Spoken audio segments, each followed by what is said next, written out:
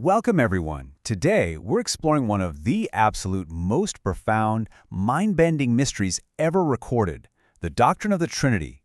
Specifically, we're going to unpack Seventh-day Adventist Fundamental Belief No.2. We are going to map out this complex, awe-inspiring concept using nothing but clear, scriptural foundations. By the time we finish this explainer, you're going to see exactly how this ancient belief isn't just some dry, abstract puzzle. It's actually a beautiful, deeply personal reality. Okay, let's dive into this. If God is exactly one, how in the world can he also be three? Honestly, this is the ultimate tension we have to resolve. How do we take strict, unyielding biblical monotheism and reconcile it with the equally biblical presentation of three completely distinct divine persons? It sounds like a total paradox, doesn't it? But as you'll see, it is actually a perfectly unified reality. To unpack all of this, here is our roadmap for today. 1. The divine paradox. 2. Mapping the scriptural blueprint. 3. Distinct, equal, and coeternal. And 4. Creation to final restoration. All right, starting with Section 1, the divine paradox, navigating the extremes. To truly grasp the reality of the Trinity, we first need to clear the deck and figure out what it definitely isn't. You know, throughout history, human logic has desperately tried to simplify God by falling into one of two extremes. On one side, we have tritheism, which is basically the idea that Christianity worships three totally separate gods.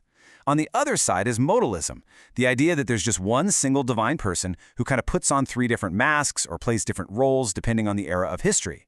Well, we fundamentally reject both of those ideas as completely unbiblical. Instead, we land right here on the true middle ground. The biblical truth is that there is only one God, yet within that one Godhead are three eternal divine persons: God the Father, God the Son, and God the Holy Spirit. They are personally distinguishable from one another, but, and this is key, they possess perfect, unbroken, divine unity. Moving right along to Section 2, mapping the scriptural blueprint. You see, this middle ground wasn't just cooked up in a vacuum by some human council. No, it's a reality that's progressively revealed right through the pages of Scripture. Right from the very first chapter of the Bible, we get these fascinating grammatical hints of plurality within God.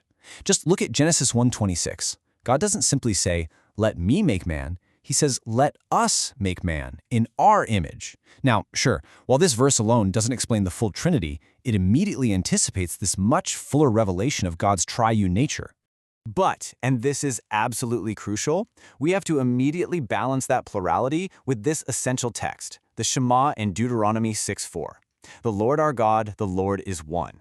Think about it. While they were completely surrounded by nations worshiping dozens of gods, Israel was strictly commanded to worship Yahweh alone. The teaching of the Trinity never, ever abolishes this strict foundational biblical monotheism. We see the same beautiful tension pop up again over in Isaiah 6:8. God asks, "Whom shall I send?" which is singular, and then he immediately follows that up with, "And who will go for us?" plural. These intriguing Old Testament glimpses become crystal clear when we finally view them through the lens of the New Testament. Now, what's really interesting about this verse is the specific grammar Jesus uses in the Great Commission. He commands his followers to baptize in the name of the Father, Son, and Holy Spirit. Notice he doesn't say names, plural. He uses the singular name, beautifully combining absolute oneness with three distinct persons simultaneously. It's pretty amazing when you catch that detail. When it comes to the Son, John 1 lays it all out. It establishes that Jesus, the eternal Word, did not just begin to exist in Bethlehem.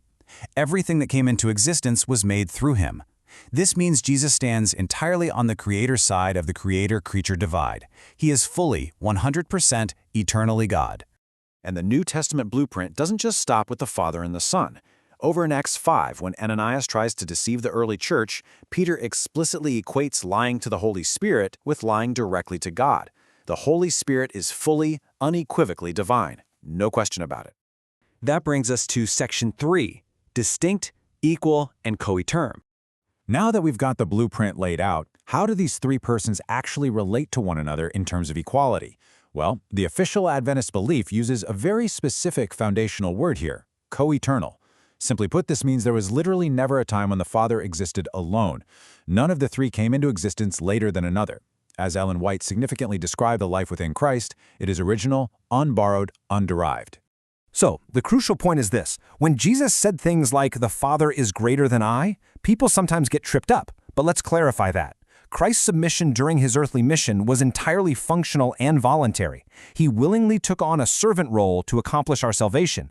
It absolutely did not mean he possessed an inferior divine nature or was somehow a lesser God in his very being. A distinction in role simply does not mean a distinction in divinity. Likewise, we've got to recognize the distinct equality of the Holy Spirit. The Spirit is not just some impersonal energy or a cosmic force out there in the universe. The Spirit teaches, guides, speaks, convicts, and comforts. These are deeply personal, intentional actions of a real person. As Ellen White termed it, he is the distinct third person of the Godhead. Which leads us to our final section, number 4, creation to final restoration. Let's zoom way out for a second and look at how this perfectly unified heavenly trio operates across the grand sweeping narrative of our universe. From the very beginning all the way to the very end, we see one cohesive divine mission. In creation, the Father, Son, and Spirit are all involved. In the incarnation, the Father sends the Son. At Calvary, the Son willingly gives himself. At Pentecost, the Holy Spirit is poured out to empower the church. And finally, at the final restoration, God's entire saving purpose reaches its incredible completion. The Father loves and sends, the Son comes and saves, and the Spirit transforms our hearts. Now, we have to be absolutely clear here. The Trinity isn't like some corporate committee where 3 gods hold board meetings and vote 2-to-1 on human history. No way. There are no competing wills, there's no jealousy, and there is certainly no rivalry. They are distinct persons, yes, but they share complete unity of character, purpose, and will. It is one unbroken mission. And this brilliantly illustrates what might literally be the deepest spiritual takeaway of this entire explainer. 1 John 4:8 tells us God is love. Not just that God acts lovingly, but that he is love. Think about what that means. Because the Trinity exists, love existed eternally within the Godhead long before angels, humans, or the earth were ever even created. The eternal relationship of the Father, Son, and Holy Spirit means love belongs to the very fabric and reality of who God is. Calvary didn't cause God to love humanity. Calvary happened because God already loved us infinitely.